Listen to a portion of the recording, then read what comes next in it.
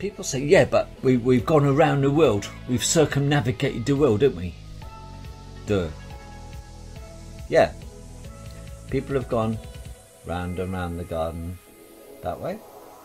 West to eastern. East to west. Nobody has gone north to south. Circumnavigation. I wonder why. Nobody's gone that way round. They've just gone that way round or that way round. It took a guy 3.5 years to go around in the early days in his sailing ship, and he never got past that ice ring. You know that one round here, the one that is heavily guarded. So having said that, then, I am more convinced than ever that we live on a flat plane. You can wax lyrical about the Bedford Canal, the experiment where there's 6 miles, 2 men with a theodolite looking at one another, no curvature on 6 miles. The Suez Canal, 60 miles long, I think, no curvature. You can zoom into a ship that looks like it's going over the edge, and you can zoom it back into full view, no curvature. You see? And we're not travelling around at 1,600 miles an hour, or whatever they say it is. I don't even bother looking at the bloody numbers now. What's the point? The satellite myth, you see, that's great. It's a great money spinner, this satellite business. Do you know why? Because your mobile phone and our telephone and our television, our satellite, and our sat-nav systems, they wouldn't work without satellites. Yes, they would. They have to, because there's no satellites. It's called pass the parcel. All over our land, if you can bother to open your bloody eyes, there are aerials, repeater stations, aerials, every bloody way you look. And when you go out of town, there's not that many aerials, you suddenly don't get a very good mobile phone signal, do you? But if the satellite is way up there, you should have a continuously brilliant signal. You don't know, do you? You see? It's past the parcel.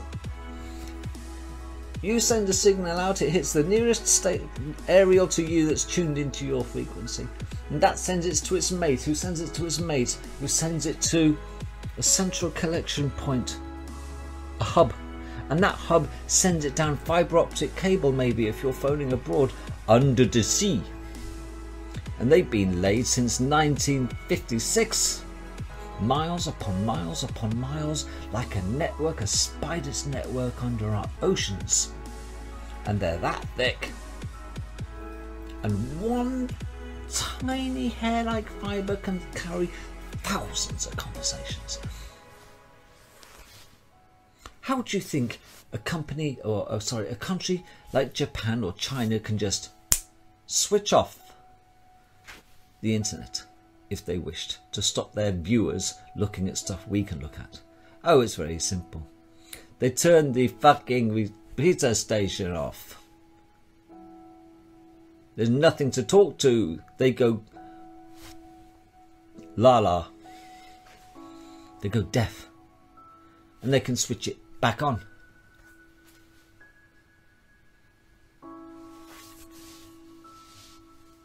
Folks, whenever NASA send pictures, NASA, never a straight answer, of our alleged space out there with the ISS and outer space, the moon landings, where are all the satellites?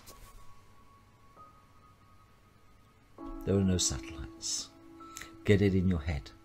Your sat-nav works by repeater stations. Your motorway network speed cameras work by repeater stations. Everything works by radio and bouncing off and using our dome, remember the Center Parks, or our ionosphere, to bounce. Nobody has managed to break through the firmament to get a rocket up there, number one. Number two is if the rocket technology got through the firmament, because space is allegedly a vacuum, there's nothing for the rocket to push against. So how can it propel itself forward? The best case scenario in a vacuum, it would spin around like a twat and kill the occupants. And then we have the Van Allen belt. Let's not even discuss the Van Allen belt. There's no space travel. Understand that. It's a method that NASA have used to cream off money off the idiots to pay for deep underground military bases. There is a parallel civilization underground equally as large as America, underneath America. And it ain't for you and it ain't for me. It's got high speed travel. It's got such technology. They keep it for themselves. We are here at their bidding to serve them.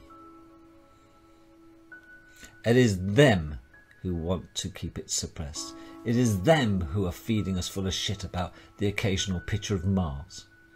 For Christ's sake, we can't get stuff right on this planet. How? We can't take a proper photograph of the Earth? Yet they send back pictures from millions and millions and millions and millions of miles away from fucking Mars. Are you having a laugh? It's a bit like the cobbler's children have no shoes, don't you think? Of course we live on a flat fucking Earth. Finally, you want to know why the tides are not affected by the bloody moon? Another scam and a lie. Because our seas are all connected. And they, if you look in the Bible, and I ain't a religious freak, you don't need to be, there is in the deep oceans of our world a layer of supersaline. And twice a day that rises and sinks. Supersaline and normal saline won't mix.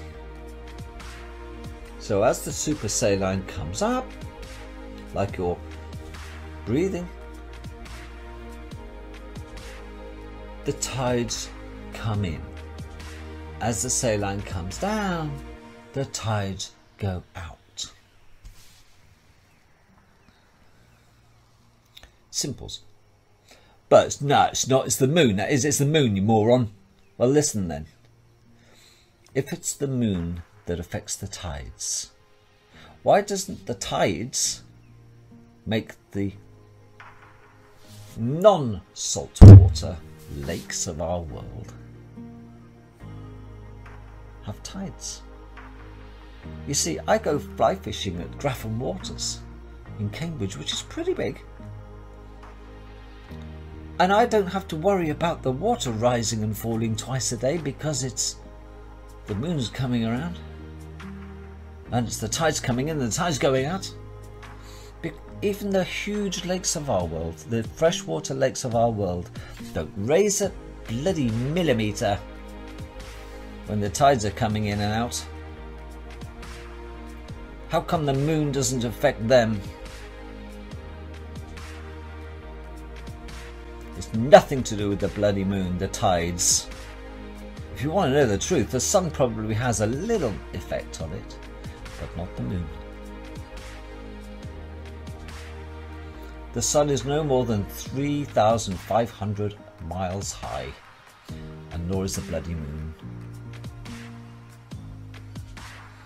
The moon is a disc. It is a flat disc. It is not a bloody ball. But I just want to look at the flat Earth. I'm still trying to get my head around it, folks. I'm still learning. I'm still listening to Eric Dubay. And I'm still looking at the preponderance of evidence. But I'm convinced more than ever now. I am not embarrassed now. I've got past that point. I've come out, if you know what I mean. I've come out. It's about, I'm gay. I'm not gay. But I've come out. I'm a flat earther. I'm proud of it. Absolutely. Because I ain't no sheep. And I ain't no dickhead. And if you want to carry on being a baller, you be a baller. It is not my business to convince you of otherwise, because you're perhaps not ready yet for the shock that you've been lied to by the governments of the world.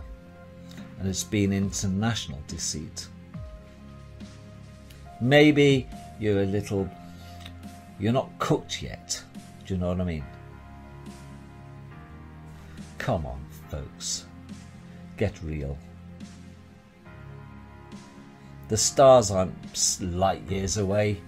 I can video stars with my Nikon P900. They look fucking close to me. And if they were trillions and trillions of light years away, I wouldn't be able to see dick. But I can spot them. And I can look at different colours. And they're little dancing mazes for me. They're little magic little things. And every one of them is unique. Don't give me the Northern Light shit. Don't give me the Southern Hemisphere of Northern Hemisphere. There's no hemispheres, for Christ's sake. We're on a flat plane. Hemisphere is half a sphere. We're not on a sphere. We're on a flat plane. Get it into your head. Nothing you say will convince me otherwise. Over to you to do your own due diligence. For me, I'm going to go look at my new standard map of the world and marvel at how it is that they've pulled it off on the world's population so beautifully to treat us like fucking morons. Not me.